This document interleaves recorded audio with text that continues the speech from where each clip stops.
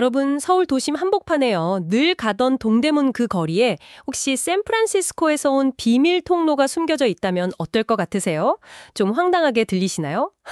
근데 이게 진짜 이야기입니다. 마치 인디아나 존스가 된 기분으로 오늘 저희랑 같이 서울의 숨겨진 역사를 찾아 떠나는 그런 탐험 한번 시작해 보시죠. 바로 기동차라는 것의 흔적을 찾는 여정인데요.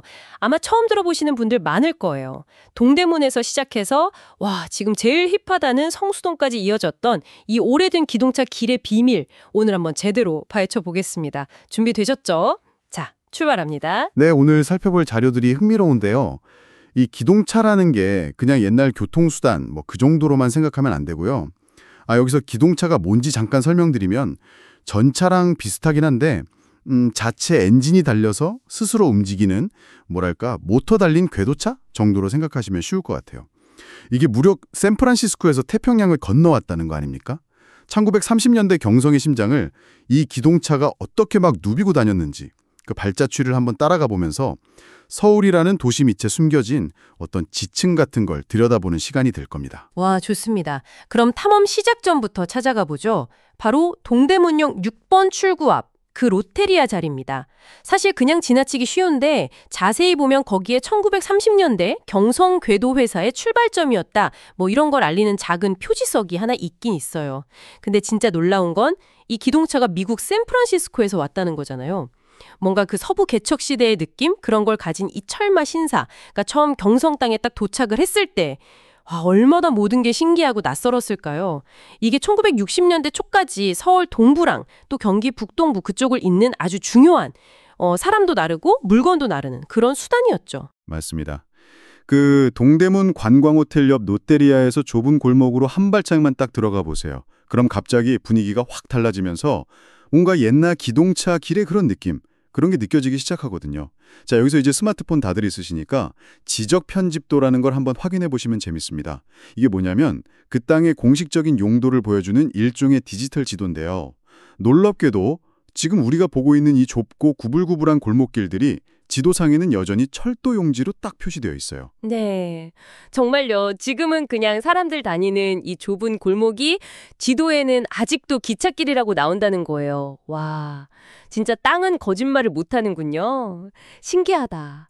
꼭 비밀 지도에 어떤 숨겨진 표시를 발견한 것 같은 그런 기분인데요.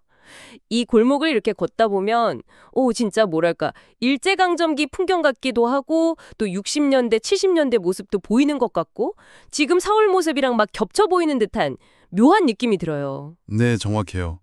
거기에 이 기동차의 고향인 샌프란시스코까지 상상력을 조금 보태면 무려 4개의 다른 시대랑 문화가 이 좁은 길 위에 겹겹이 쌓여 있는 거죠.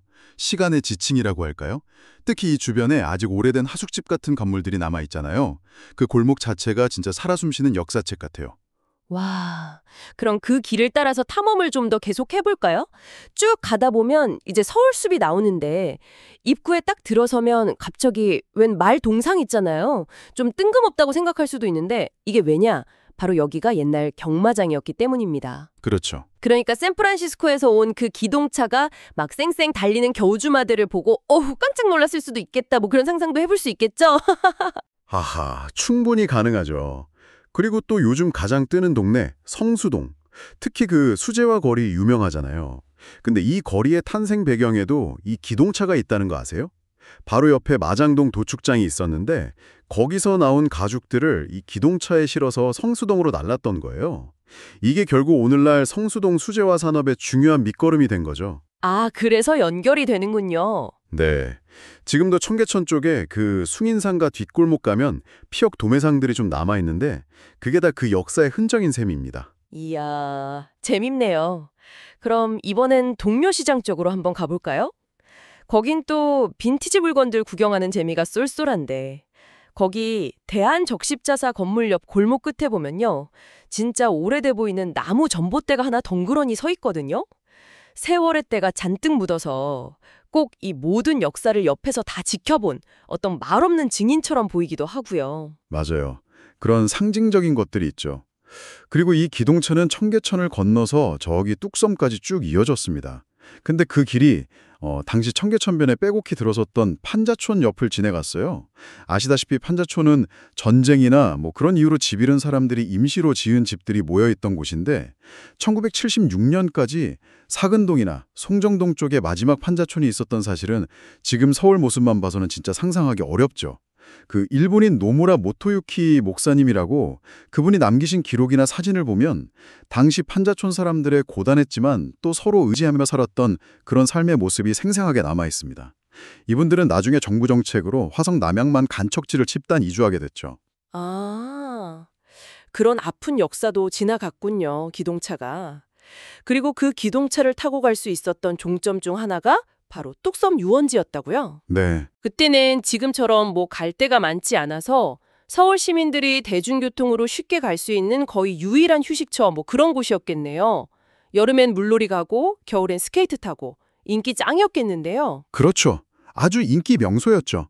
물론 세월이 흐르면서 재개발 때문에 길이 좀 끊기기도 했어요. 예를 들면 그 이편한 세상 청계 센트럴폴의 아파트 단지 들어선 곳 같은 데는 옛날 기동차길 흔적이 거의 사라졌죠.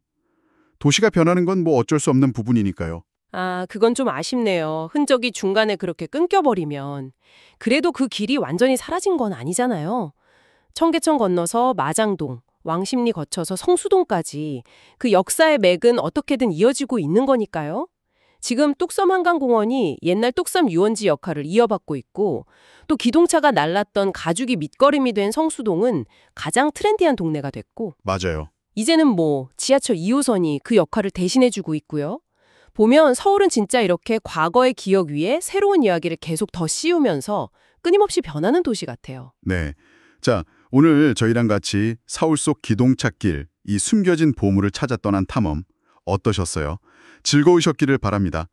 샌프란시스코에서 온 그 철마의 발자취를 따라서 동대문 뒷골목에서부터 활기찬 성수동, 또 추억의 뚝섬까지 여러분도 저희처럼 서울의 또 다른 얼굴을 발견하는 그런 재미를 느끼셨으면 좋겠네요. 네, 혹시 다음에 동대문이나 성수동 아니면 서울 숲 쪽을 걷게 되시면요. 그냥 걷지 마시고 발밑을 한번 느껴보세요. 어쩌면 여러분이 지금 딛고 서 있는 그 땅이 바로 오늘 우리가 이야기 나는 그 샌프란시스코에서 온 기동차가 덜컹거리면서 지나갔던 바로 그 길일지도 모르거든요.